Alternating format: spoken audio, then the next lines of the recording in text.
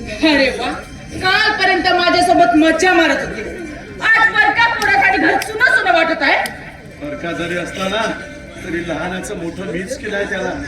जीव गुंतलाय त्याच्यात, माझा जीव गुंतलाय. म्हणून काय तुम्ही एवढी संपत्ती त्याच्या नावे करणार आहात का? आपल्याला मूल बाळ झाले तर ते काय रस्त्यावर भीक मागतील याचा कधी विचार केलात का विचार?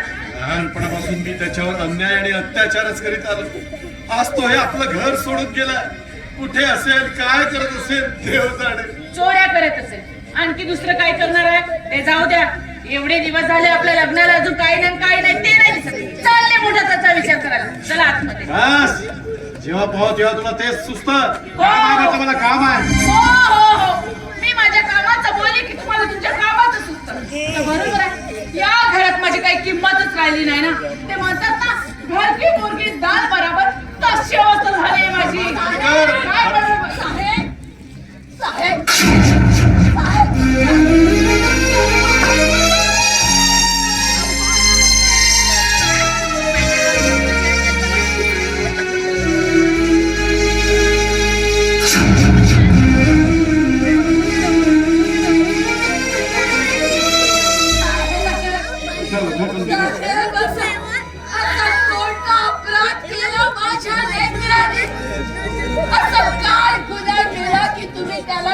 बाहेर काढलं साहेब.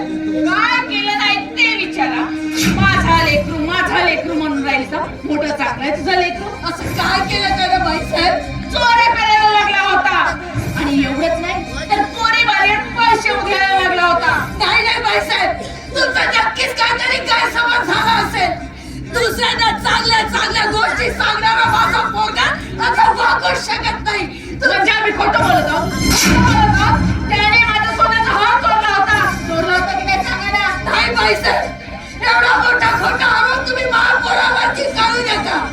माझा पोरगा कसा येतोय बाई साहेब, कसं येतोय, पण चोऱ्या करू शकत नाही बाई साहेब, चोऱ्या करू शकत नाही. साहेब तुम्ही तरी काही बोला ना साहेब, काही बोला ना. तुम्ही तर महापौराला लहानाचा मोठा केला ना साहेब. तुमच्यापेक्षा जास्त चांगलं महापौराला कोण ओळखू शकतं साहेब, सांगा ना साहेब. दया करा महापौरावरती साहेब, त्याला घरी घेऊन या साहेब. त्याला घरी येणार तर त्याला या घराच्या आसपास भटकू देणार नाही. आणि एवढीच तुला तुझ्या पोराची काळजी आहे ना, त्याला शोध आणि घेऊन जा आपल्या घरी आणि मग लाग भीक मागायला. पण माझ्या घरी यायचं चले घेतो. नाही बाईसाहेब, असं बोलू नका बाईसाहेब. या घरातील महापौराचं सुख तुम्ही हिरावू नका बाईसाहेब. तुमच्या पायावर पडतो मी बाईसाहेब. मोठ्या तुला शेवट सांगून ठेवते, त्या कर्त्याला या घरात घेणार नाही. आणि हो, एवढीच माया म्हणताय ना तर आपल्या घरी घेऊन जायचं, पण माझ्या घरी यायचं नाही.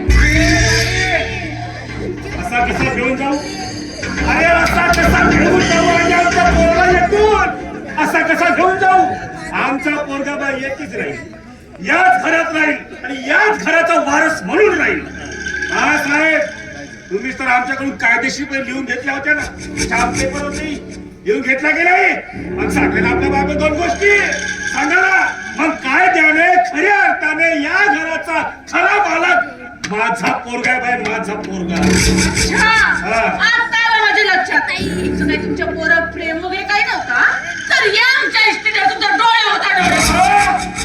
तसं बोलीस तरी काही हरकत नाही बाई, काही हरकत नाही. माझ्या पुरा समजा न्याय मिळाला नाही तर मी कोर्टात जाईल व तुमची रिपोर्ट करेन. त्यासाठी स्वतःला गहाण ठेवावा लागला तरी चालेल, पण काही माझ्या इच्छित किती घालणार नाही. झिपरी शिल्पी सारखाच फलतो ते बाई, शिल्पी सारखा कमी जास्त खूप बघितलं तुमच्यासारखी किती आले किती गेले. आम्हाला धमकी देतो कोर्टाची भीक काढा. आणि हो, तुम्ही अशी बुजगावण्यासारखी का उभे आता? तो बोलत होता तेव्हा तुमचा तोंड चिवला होता. तुम्हाला शेवटचं सांगून ठेवते, त्या काट्याला या घरात घेणार नाही म्हणजे नाही. आणि एकतर तो या घरात आला ना तर मी एक क्षण देखील या घरात थांबणार नाही. जा तू, काही एक गरज नाहीये तुझी. तू या घरातून निघून जरी गेली ना तरी काही हरकत नाही, पण मी माझ्या युवाला आणल्याशिवाय राहणार नाही, समजले?